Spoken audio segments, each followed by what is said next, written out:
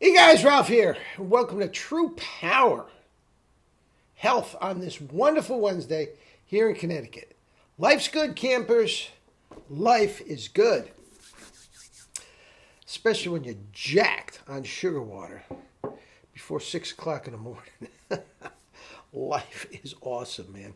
Anyway, I'm about to go out for a bike ride, but I want to knock this off.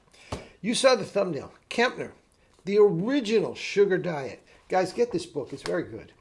I take that back. It can get very dry and technical at some point. If you're into that thing, which I am, you can think it's great. Otherwise, you might consider it dry and technical. But, guys, if you've been following, all these schmoes, ooh, allergies, man. You get up in the morning and the cars are just covered with this yellow dust, all of pollen. This time of year, man, it's brutal. Anyway, Walter Kempner, all these muscle heads, I mean, just dolts. Dolts. Hey, fatty! Cole Robinson and Mark Smelly Bell and, oh, geez, dolts are us. They don't have a clue. But they have tripped over, thanks to Durian Ryder, they have tripped over sugar as a way to lose weight. And they're all losing exorbitant amount of weight and getting cut using sugar. Duh, I've been saying this for over 50 years. I've written a book about it years ago. And I'm coming out with another book this weekend. That is the Sugar Rules. The one this weekend will be the Sugar Diet. But anyway, Kempner, the original sugar diet. Now, his diet composed of 4 things, and 4 things only. Fruit, all the fruit you want. Fruit juice, white rice, had to be white. Don't mess around with this brown stuff. He wanted rice. And I'll get to that in a second. And table sugar.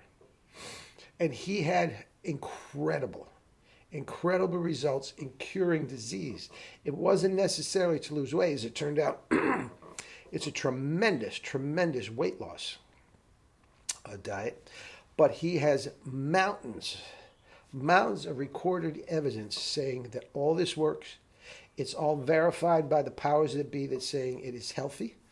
And it does cure these diseases. It's documented up the wazoo to the point where the money generated by this down in Durham, North Carolina, funded the foundation of Duke University. To me, that is incredible. Absolutely incredible.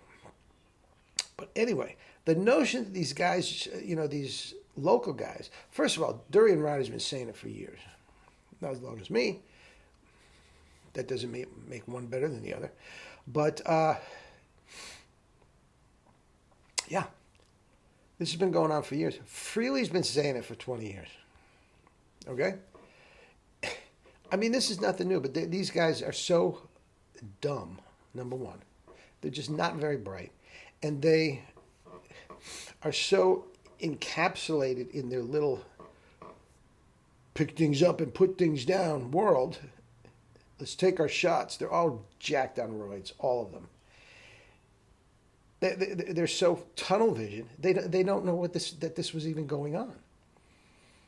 And it's like the Holy Grail right in front. And I've been telling you this for 50 plus years. Guys, I'm well into my 70s. And during those years, guys, I have never spent one day of my life overweight. Why? I have been eating high carb, low fat, every single day for my entire life.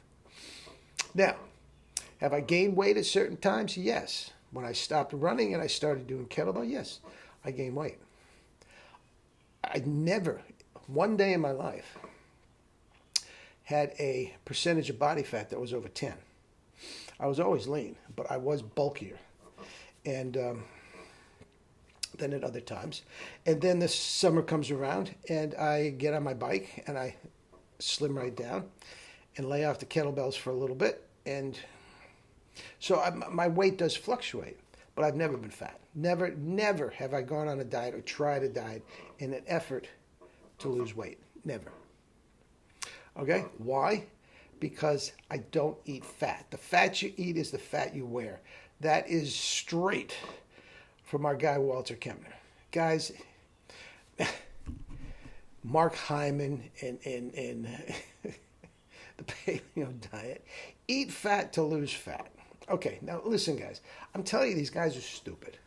How smart do you have to be to go after that? Ooh, I eat fat, but I will lose. On what planet does that happen? Oh, sugar is going to make you gain weight, but eat all the fat you want. In the meantime, these guys are 50 pounds overweight. Look at Rogan. Cole Robinson, he's not ripped. He's not ripped at all. He's got a chunky face. Smelly Mel, I mean, he was morbidly obese for a long time. And they all go through periods where they cut down.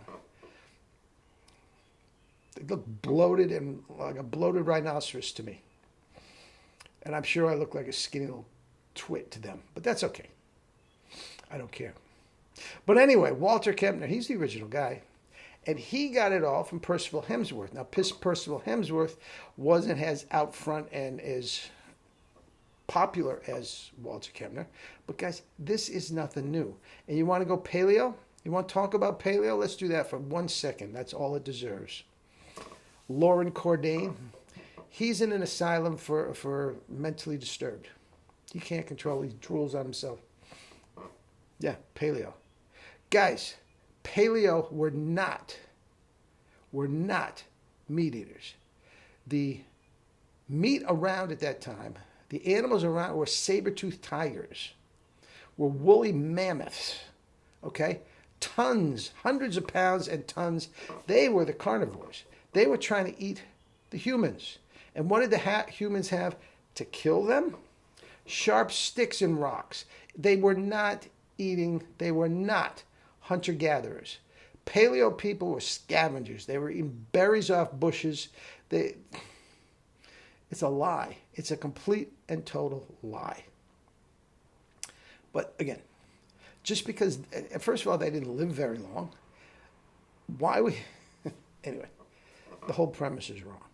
But the sugar diet, nothing new. Now, if you've never done it, hop on board, get my book, everything you have to know about that.